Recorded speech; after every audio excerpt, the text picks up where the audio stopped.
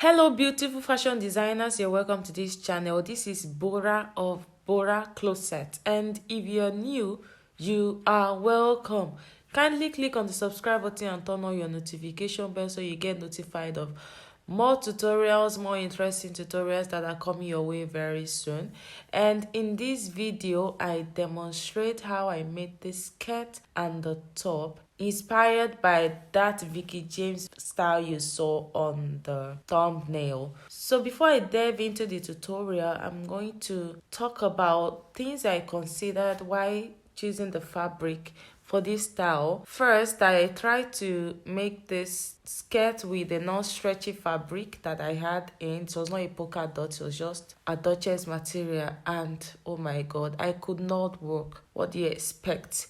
So I decided I was going to make this with a stretchy fabric. That would mean that it would not require a zip like the one on the Veekee James style. I just love the simplicity of the skirt and the uniqueness. So I went in search of polka dot material, stretchy ones, but I couldn't get. All I was getting were polka dot chiffon and crepe, and I didn't really want this considering the fact that I might need to get on bikes sometimes when I wear this, since I don't have a car yet. So I really was looking at the comfort too, because I wouldn't want to make something I would not be comfortable in. So that was how I started looking for stretchy polka dot material. But I didn't get, like I said earlier, and I contacted one of my fabric customers, and she called me that she had this one. Well, when I got it, it had a smear of ink, but I just had to go on with it because I already bought it, and when it was delivered to me, I didn't know it was like that until I unfolded it and found out that. So this was me trying to see which side was better for me to use. I was trying to determine how to use this fabric without really having to waste it because of the scarcity of this polka dot stretchy material. So after putting it on myself that way, I brought it to my cutting table and I determined the more stretchy part, not all parts of a fabric stretch the same way. I found out the more stretchy part and I folded it on that, just like you can see. Here I'm going to measure out what I will need to drape this skirt on myself. This is me trying to check that part again to see where it's going to fall.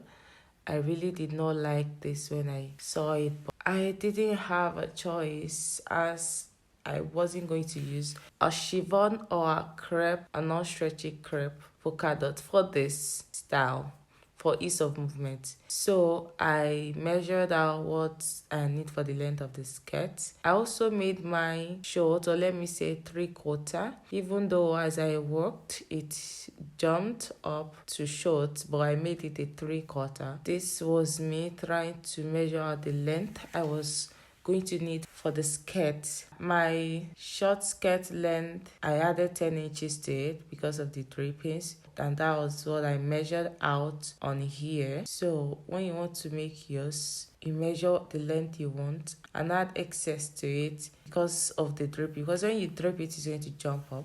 Next, I measured my hip. So here, because it's not my hip divided by 4, it's just my hip divided by 2, and that is 21. So 21 is what I marked out here. I just added like 1 inch to it to be on a safer side. I'm able to do this because this is a stretchy fabric. If it's not stretchy, you have to measure more than that. You have to add more than that because it's draping. You can always cut off the excess. So you have to be generous with your allowance if it's not a stretchy fabric. But I was able to pull this through because it was stretchy. In fact, I had to cut out excess from these 21 inches because it was too much at the end of the day. That 22 inches, I marked it down like that up to the end of the skirt. Then I cut it out just like this. So this is what I have when I was done, and I took it back here to see what it looks like on me. So here is me trying to see how the fabric looks, especially that disfigured part of this fabric. This was what it gave me. Then I went ahead to pick up my mannequin. So this is the mannequin I'll be using to drape this skirt. I padded it to increase the hip measurement. The original hip of the mannequin is 39.5 inches, and for the purpose of my dresses, I made it 42 inches by adding this hip parts to it on both sides. So anytime I just need that measurement for hip, I just wear this hip part for the mannequin. I went ahead to place the fabric on the mannequin. The right side is the one that is inward, while the wrong side is the one that is outward, because I'm going to be sewing the edges at the front. And then you're going to try to make that basque effect before you start draping. Make sure you get your pins ready, so you create that basque effect as much as you want it to be. Once you're satisfied with what the basque gives you, then you can hold that down with an office pin. So this is what it looks like with the basque effect that I have created by using the office pin to hold it at that top part. Then I'm going to start gathering on this mannequin. If you don't have a mannequin, you can do it on yourself. You ask someone to help you hold them together with office pin, or tack the two edges together with needle and thread. So here I am trying to gather the fabric just to see what it looks like before working on this fabric with my needle and thread. Now I'm ready to start using my needle and thread to tack this down and sew it. So what I did was to thread my needle, and then I started from the basque part and I worked on it all the way down like that. As I gathered, I tacked with my needle and my thread. Later on, I took this to the sewing machine to hold it down. But before then, it was needle and thread that I used to do this on the mannequin. And this was how I did it till I reached the tip of the fabric for this skirt.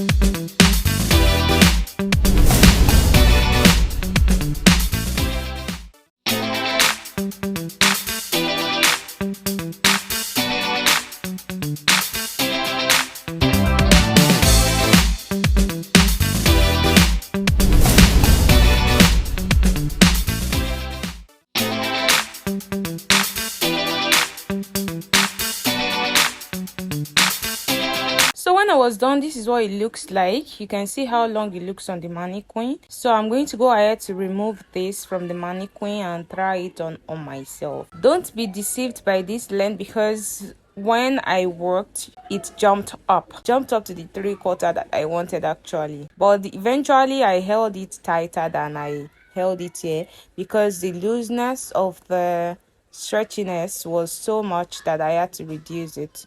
So that was why I had excess to cut off from it. So after removing it from the mannequin, I tried it on to see what it looks like before I took it to the sewing machine to hold down that part where I used the needle and thread. So this is what it looks like on me. This is how long it looked after I was done draping it on the mannequin. I could have left it like this, but no. I had it tighter when I took it to the machine. That is, I didn't sew on that line that I made with the needle and thread.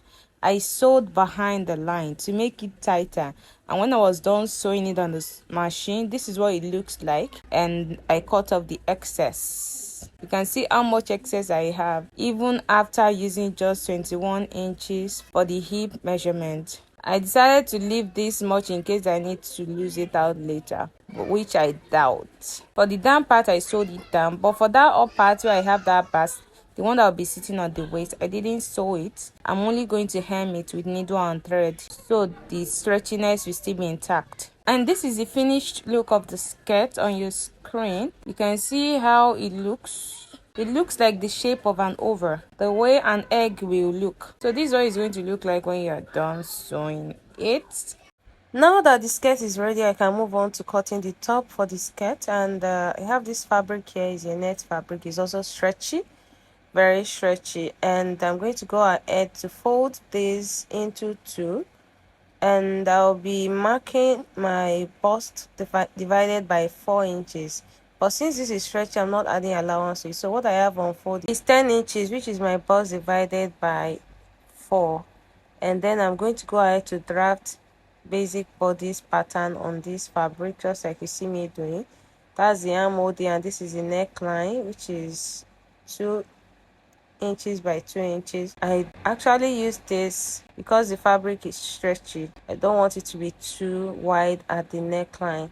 And then I'm going to go ahead to measure the length I want for the top, which I put right there. And this is the waistline right here. And then I'm going to divide my waist also into 4 and add no allowance. So this is stretchy, I don't need any allowance. Then I'm going to curve it just like that to join the hip line and cut it out, just like you see me doing. So this is the front piece for the top, and I'm going to go ahead to fold more fabric and place this front piece on the folded fabric to cut the back piece. Don't forget to follow the pattern on whatever net you're using so that they align. Then I'm going to also cut this out just like that. No zip allowance, it stretches. No zip allowance and no allowance at the side also, just like we did for the front. So when I got to the neckline, the neckline for the back will be higher than that of the front piece, so I used 1 inch instead of 2 inches for the depth of the neckline at the back, and then I cut it out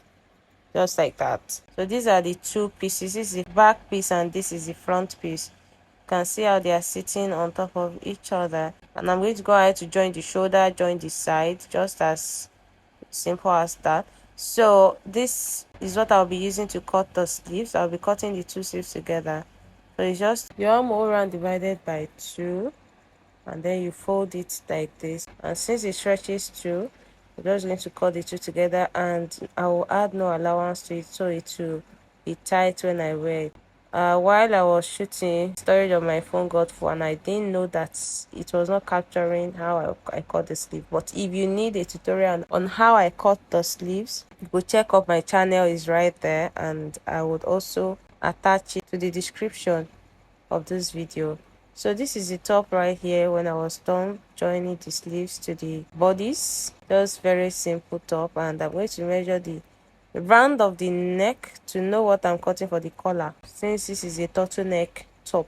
So what I have here is what I'm going to mark out on the fabric. I checked out the more stretchy part, so I'll be cutting out the collar from here, and I'm going to go ahead to mark 2 inches all the way down. Then what I measured on the neckline is what I have done here. Then I'm going to just cut it out like that. So like this, I can join these together in a slanty manner.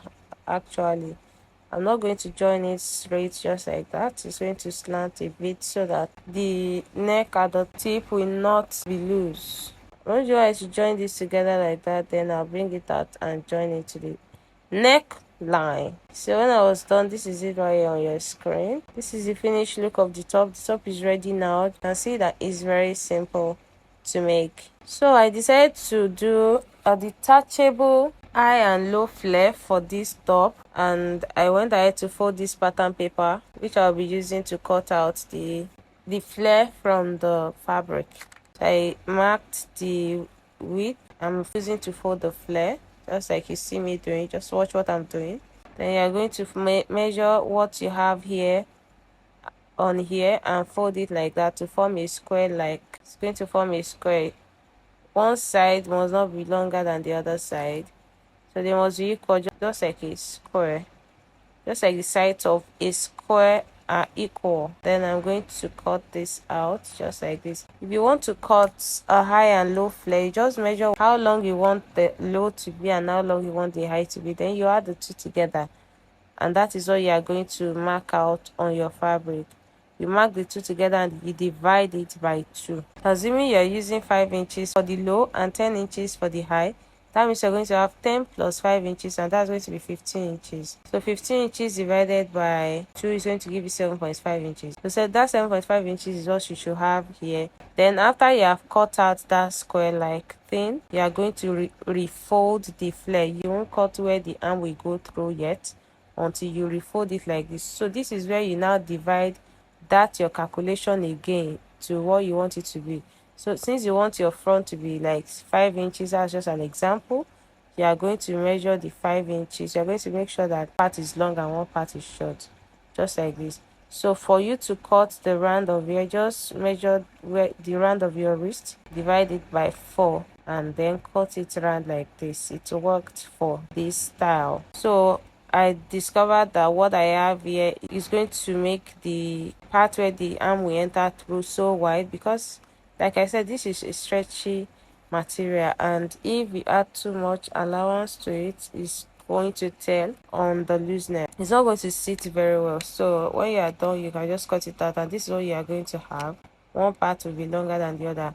Then I'll go ahead to place this pattern paper on this fabric to cut out the flare. I'm going to pin the pattern to the fabric to make sure that it doesn't move, and I'm going to go ahead to cut it out by following the pattern paper on the fabric. So this is what it looks like when I was done cutting it. I have the 2 flares cut out now. These are the 2 pieces on your screen. For the band that will be attached to those sleeves, to make them detachable, to turn those edges they have there, I'm going to be cutting yet another part of the fabric which will be used as the band. So I'll just measure what I need round it and divide it by 2. So this is also going to be enough for me for the 2 sleeves, and cut it out. And this is what it looks like now. Not up to 2 inches, almost 2 inches long.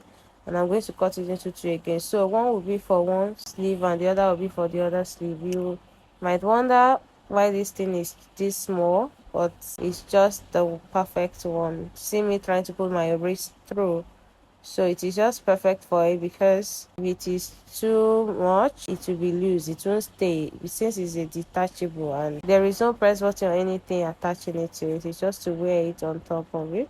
And when I was done attaching that band to this sleeve, this is what I have. I have also taped the edge. So this is what it looks like when I was done. The detachable high and low flare is ready now. And this is the end of this tutorial. If you enjoyed this tutorial, please give it a thumbs up and drop your comment in the comment section. Don't forget to also share for wider reach, and if you have any question, please drop them in the comment section. I'm going to attend to them.